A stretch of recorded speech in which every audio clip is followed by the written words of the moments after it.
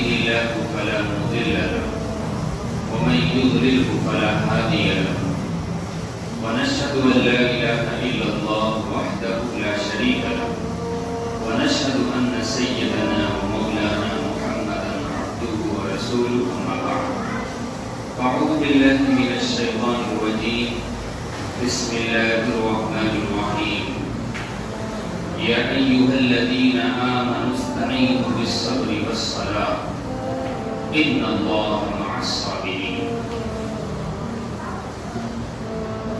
وقال تعالى إن الصلاة تنهى عن الفحشاء والمنكر. وقال النبي صلى الله عليه وسلم بني الإسلام على 5: شهادة أن لا إله إلا الله وأن محمدا عبده ورسوله وإقام الصلاة وإيتاء الزكاة والحج وصوم رمضان. متفق عليه. وعن حذيفة رضي الله عنه قال كان رسول الله صلى الله عليه وسلم إذا حزبه أمر فزع إلى الصلاة اور کما قال علیہ الصلوۃ والسلام. میرے محترم بزرگوں، دینی اور ایمانی بھائیوں، ابھی آپ کے سامنے قرآن کریم کی ایک آیت تلاوت کی گئی ہے اور اللہ کے رسول کی 2 حدیثیں پیش کی گئی ہیں. جس آیت میں اللہ رب العزت نے ایمان والوں کو ایک نسخہ عطا فرمایا ہے، جس نسخے کے ذریعے ہم دنیاوی مشکلات اور پریشانیوں اور مصیبتوں اور آفتوں سے اپنی حفاظت کر سکتے ہیں. دنیا کے حالات اور آخرت کے حالات سے اپنے آپ کو بچانے کے لیے اللہ نے قرآن کریم میں یہ نسخہ عطا فرمایا جس کا نام الصلاۃ ہے، یعنی نماز. اللہ نے اس آیت میں فرمایا یا ایھا الذین آمنوا استعینوا بالصبر والصلاۃ، اے ایمان والو صبر کے ذریعے اور نماز کے ذریعے اللہ سے مدد حاصل کرو، چاہے جیسی مدد حاصل کرنی. بات مبہم ہے. استعینوا، اللہ سے قوت حاصل کرو، اللہ سے طاقت حاصل کرو، اللہ سے پاور حاصل کرو، چاہے وہ دنیا کے معاملات میں ہو چاہے وہ آخرت کے معاملات میں ہو، چاہے دنیاوی مصیبتوں اور پریشانیوں کو دفع کرنے میں ہو چاہے اخروی مصیبت اور پریشانیوں سے نجات کے لیے ہو. فرمایا صبر کے ذریعے اور نماز کے ذریعے سے اللہ کی مدد حاصل کرو. حدیث پاک میں اللہ کے رسول نے فرمایا بنی الاسلام علی 5: شہادت ان لا الہ الا اللہ. اسلام کی بنیاد 5 ستونوں پر قائم کی گئی. پہلا اور بنیادی ستون اس بات کی گواہی دینا ہے کہ اللہ کے سوا کوئی معبود نہیں اور محمد صلی اللہ علیہ وسلم اللہ کے بندے اور اس کے رسول ہیں. دوسرا ستون نماز کو قائم کرنا ہے. تیسرا ستون زکات ادا کرنا ہے. چوتھا ستون رمضان المبارک کے روزے رکھنا ہے اور 5واں ستون حج کرنا ہے. یہ گویا کہ بنیاد ہے جس پر اسلام کی عمارت قائم ہوتی ہے. جس طرح عمارت کے بغیر کوئی عمارت نہیں، بنیاد کے بغیر کوئی عمارت نہیں، اسی طرح ان 5 ستون کے بغیر اسلام اسلام کا تصور نہیں. کلمہ لا الہ الا اللہ محمد رسول اللہ کے اقرار کے بعد اللہ کی جانب سے جو سب سے بڑا اور پہلا فریضہ ہے وہ نماز ہے. نماز اصل میں اللہ کی بندگی اور اس کی عظمت و بڑائی کو تسلیم کرنے اور بجا لانے کا ایک طریقہ ہے. اللہ کی عظمت کو تسلیم کرنا اور اس کی عظمت کو بجا لانے کا ایک راستہ، ایک ذریعہ نماز ہے. گویا کہ اس بات کا اعلان ہے کہ ہم نے اللہ کو اپنا رب تسلیم کر لیا ہے. نماز کے ذریعے سے بندہ اپنے رب کی ربوبیت کو تسلیم کرتا ہے. نماز کے بغیر اللہ کی ربوبیت کے تسلیم کا کوئی تصور نہیں. محض زبان سے دعویٰ ہے جس کی کوئی حقیقت نہیں.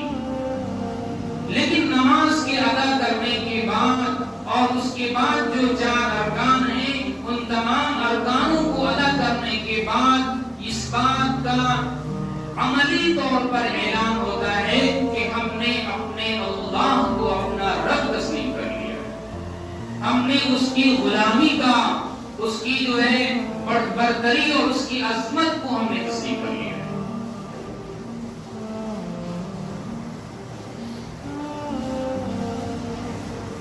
نماز کے بغیر اسلام کا کوئی تصور نہیں. اسی لیے اللہ کے رسول صلی اللہ علیہ وسلم نے اپنے اصحاب کے درمیان اور اپنے زمانے میں نماز کو ایسا فروغ دیا تھا، نماز کی ایسی اہمیت مسلمانوں کے دلوں میں پیوست کر دی گئی تھی کہ جو لوگ اس زمانے میں اپنے آپ کو مسلمان ظاہر کرنا چاہتے تھے ان کے لیے بھی لازم تھا کہ وہ نماز کی پابندی کرے، حتیٰ کہ تکبیر اولیٰ کے ساتھ جماعت کے ساتھ شریک ہونا یہ مسلمان ہونے کی علامت تھی کہ کوئی منافق بھی اللہ کے رسول کے زمانے میں جماعت کی نماز کو نہیں پکڑتا. منافقین جو کافر ہوتے ہیں، جو اسلام کے چھپے ہوئے دشمن ہوتے ہیں، ان کا حال یہ تھا کہ وہ اپنے ایمان اور اسلام کو ظاہر کرنے کے لیے بھی ان کو اس بات پر مجبور تھے کہ انہیں 5 وقت کی نماز کا اہتمام کرنا پڑتا.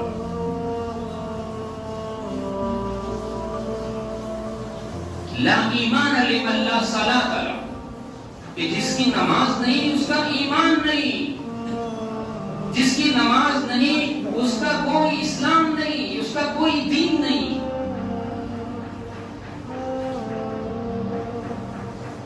آج میرے بھائی حال یہ ہے کہ جو دیندار طبقہ شمار کیا جاتا ہے آج ان کی نمازوں میں کوتاہی ہے. جو نمازی کہلاتے ہیں، نمازی جس پر نمازی لفظ کا اطلاق ہوتا ہے، آج میرے بھائی نماز کے اہمیت کے نکل جانے کی بنیاد پر یہ اول درجے کا طبقہ، یہ پہلی صف کا طبقہ بھی جو ہے اس نماز میں کوتاہی کر رہا ہے. 3 طبقات ہیں امت کے اندر. ایک وہ طبقہ ہے جو سرے سے نماز ہی نہیں پڑھتا ہے. ایک بڑا طبقہ ہے جو صرف جمعے کی نماز کی حاضری کو اپنے لیے لازم سمجھتا ہے اور اس کے علاوہ 5 وقتہ نمازوں کو غیر ضروری سمجھتا ہے. ایک بہت بڑا طبقہ ہے، وہ مسلمانوں کا طبقہ ہے، اہل ایمان کا طبقہ ہے. ایک وہ طبقہ ہے جو نماز تو پڑھتا ہے لیکن جماعت کا اہتمام نہیں کرتا ہے. نماز تو پڑھتا ہے لیکن جماعت کا اہتمام نہیں ہے. مسجد میں تکبیر اولیٰ کا اہتمام نہیں ہے. اس کے نزدیک جماعت کی نماز کی اہمیت نہیں ہے. وہ اپنے حساب سے، اپنی دکان کی ترتیب سے، وہ اپنے کاروبار کی کی ترتیب سے، اپنے کارخانے اور ملازمت کی ترتیب سے نماز ادا کرتا ہے۔ بعض تو ایسے ہیں جو اکٹھی چاروں نمازیں پڑھتے ہیں، بعض وہ ہیں جو کئی نمازوں کو جمع کرتے ہیں، 2 نمازیں اکٹھی پڑھتے ہیں، بعض وہ طبقہ ہے جو 3 نمازیں اکٹھی پڑھتا ہے۔ ایک وہ طبقہ ہے جو 4 وقت کی نماز ادا کرتا ہے اور 5ویں وقت کی نماز کا اہتمام نہیں کرتا۔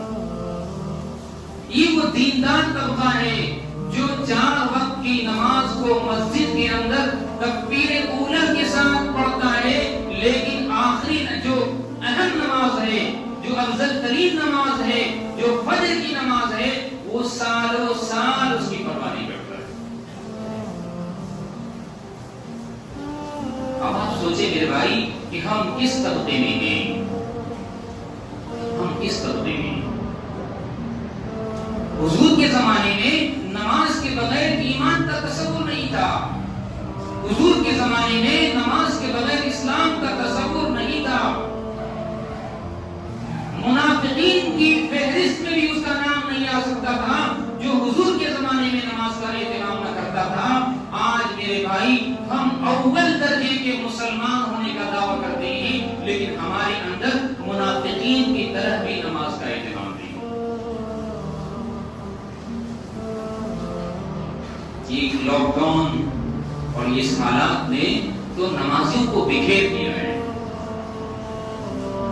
یہ مصیبت، یہ پریشانی، یہ بیماری، اس نے تو نمازیوں کی کمر توڑ دی ہے۔ کچے نمازی اس کو یہ بہانہ مل گیا کہ بھائی ٹھیک ہے، اب تو عذر ہے ہمارے پاس، اب ہمیں اس کے اہتمام کی ضرورت نہیں، اب تو ہم اپنے حساب سے یا تو اپنے گھر میں نماز ادا کر لیں گے یا اپنی دکان میں کہیں جگہ بنا کے نماز ادا کر لیں گے۔ آج مسجدیں ویران ہو گئی ہیں، آج مسجدیں ویران ہیں، آج مسجد اور عیدگاہ عید الفطر اور عید الاضحیٰ کے لیے مختص ہے۔ آج مسجدیں 5 وقتہ نمازیوں سے خالی ہو گئی ہیں۔ یہی بازار ہے، یہی دکان ہے، یہی مسجد ہے، ابھی نماز کا وقت نہیں ہوا ہے، ابھی نماز کا جمعے کی نماز کا وقت نہیں ہوا ہے۔ ہماری مسجد میں جمعے کی نماز کا وقت 1:30 پہ، لیکن الحمدللہ یہ اللہ کا فضل ہے کہ نیچے کا حصہ بھی بڑھ چکا ہے، اوپر بھی شاید بڑھ چکا ہو۔ جس طرح جمعے کی نماز فرض ہے، اسی طرح فجر کی نماز جو ہم قضا کر کے آئے ہیں بعینہ ہی فرض ہے۔ جو اہمیت جمعے کی ہے، جمعے کی نماز کی ہے، وہی اہمیت فجر کی نماز کی ہے۔ پھر اس جمعے کے بعد عصر کی نماز کا وقت آنے والا ہے، اس کی بھی وہی اہمیت ہے۔ اس کے بعد مغرب کی نماز اور پھر عشاء کی نماز کا وقت آنے والا ہے۔ ان تمام نمازوں کی فرضیت میں ذرہ برابر فرق نہیں ہے۔ دن کے اعتبار سے فرض ہے کہ یہ جمعے کا دن ہے، لہذا یہ دن تمام دنوں کا سردار ہے، لیکن نماز کے اعتبار سے ان تمام نمازوں کے درمیان کوئی فرق نہیں ہے۔ کیا وجہ ہے کہ ہم جمعے کا اتنا اہتمام، اتنی تیاری کے وقت سے آدھا گھنٹہ پہلے، 20 منٹ پہلے حاضر ہو جاتے ہیں؟ 5 وقتہ نمازوں کا حال یہ ہے کہ تکبیر اولی ہماری چھوٹ جاتی ہے۔ تکبیر اولی نمازیوں کی چھوٹ جاتی ہے، جو نمازی نہیں ہے ان کی بات ہی کیا۔ جبکہ میرے بھائی نماز ہمارے لیے دنیاوی اخروی تمام مصیبتوں سے نجات کا ذریعہ ہے۔ ہم جس روزی کے لیے، دکان کے لیے، کاروبار کے لیے، جس معیشت کے لیے، جس روزی روٹی کے لیے، جس کاروبار کے لیے، جس گھر کے نظام کو اچھا بنانے کے لیے نماز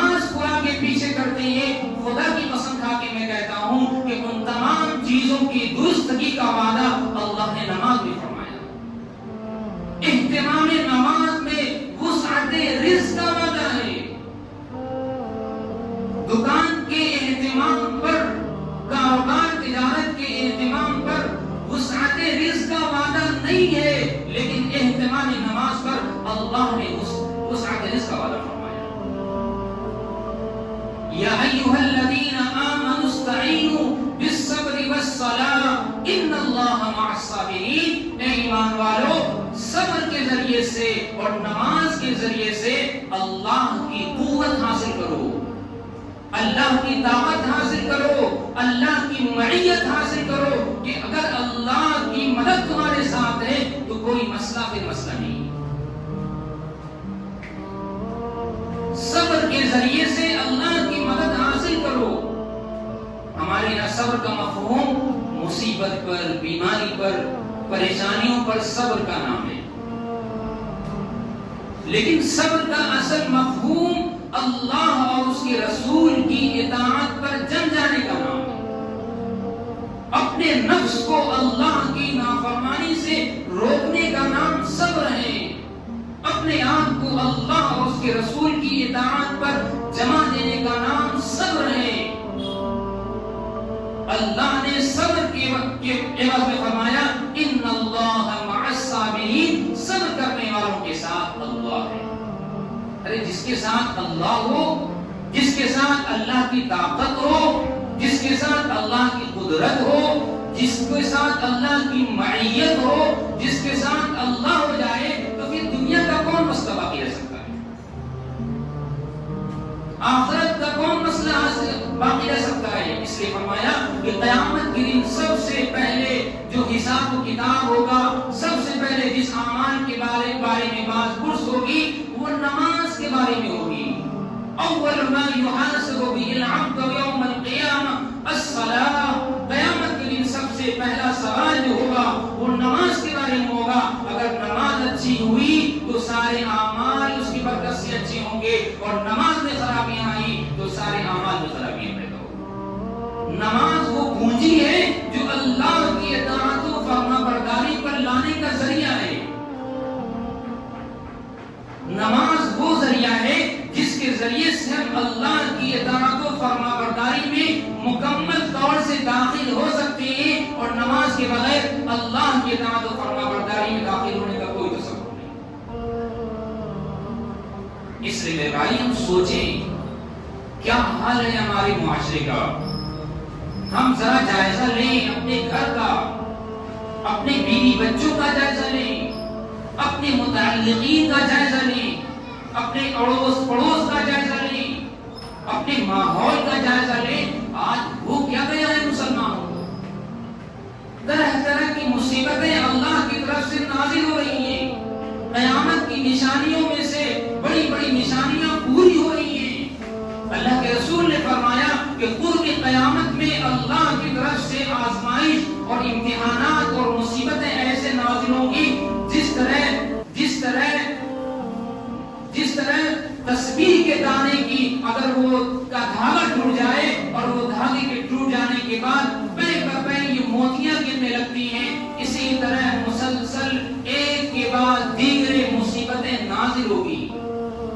آج دیکھیے سامنے ہمارے ایک مصیبت سے نکلتے نہیں دوسری مصیبت ہمارا انتظار کرتی ہے، ایک وبا سے نکلے نہیں دوسری وبا ہمارا انتظار کرتی ہے، ایک اللہ کے عذاب سے ہمیں نجات نہیں پائی دوسرا عذاب اللہ کا نازل ہو گیا۔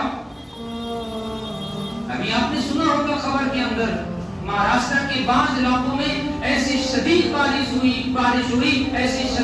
ہوئی کہ کئی علاقے بہہ گئی، کئی ضلعوں کے اندر ایسی شدید بارش ہوئی ہے کہ لوگ پریشان ہیں، 4 5 6 دن سے اپنے گھر کے اوپری حصے پر قید ہو چکی، اتنا پانی ہے کہ ایک فلور پانی میں ڈوبا ہوا ہے۔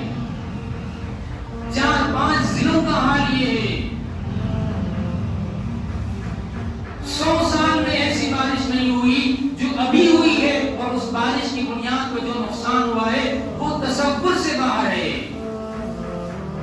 یہ مسلسل اللہ کا عذاب، یہ مسلسل اللہ کی طرف سے گرفت، یہ مسلسل اللہ کی طرف سے آزمائشیں ہماری عقلوں کو کھولنے کے لیے کافی نہیں ہے۔ الم یأن للذین آمنوا ان تخشع قلوبهم لذکر اللہ، کیا اس بات کا وقت نہیں آیا ہے کہ اللہ کی یاد کے لیے ہمارے دل ڈر جائیں؟ کیا اس بات کا وقت نہیں آیا ہے کہ ہمارے دل میں خوف خدا پیدا ہو؟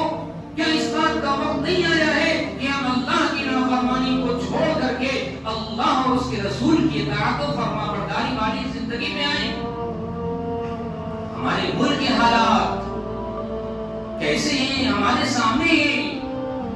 ہماری معیشت کا کیا حال ہے, ہماری تجارت کا کیا حال ہے. یہ مصیبتیں ہمارے ساتھ ہیں, اس کے باوجود ہم دھڑلے سے اللہ کی نافرمانی میں مبتلا, اس کے باوجود ہماری مسلسل نمازیں قضا ہو رہی ہیں. ہمیں احساس نہیں ہے, ہمارے دل میں خوف خدا نہیں ہے کہ اس نماز کے نہ ادا کرنے پر ہماری کیسی گرفت ہونے والی ہے. ایک نماز کے جان بوجھ کر قضا کرنے کی سزا 2,88,00,000 سال تک جہنم کی عذاب میں اور جہنم کی آگ میں جلایا جانا ہے. اللہ ہم سب کی حفاظت فرمائے. ایسی سخت ترین سزائیں آخرت میں ہے اور دنیا کے اندر محرومی الگ ہے.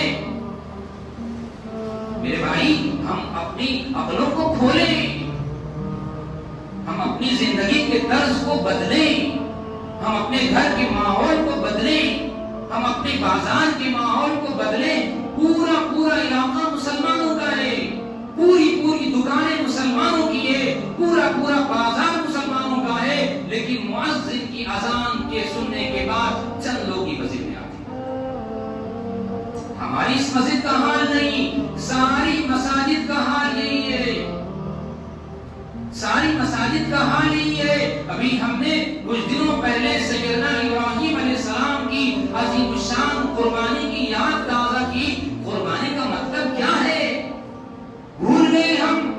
وہ چند منٹ کی قربانی تھی, وہ چند ٹکے کی قربانی تھی, وہ جانوروں کے حلق پر چھری چلانے کی قربانی تھی, کیا گوشت کھانے اور فریج میں سجانے کی قربانی تھی.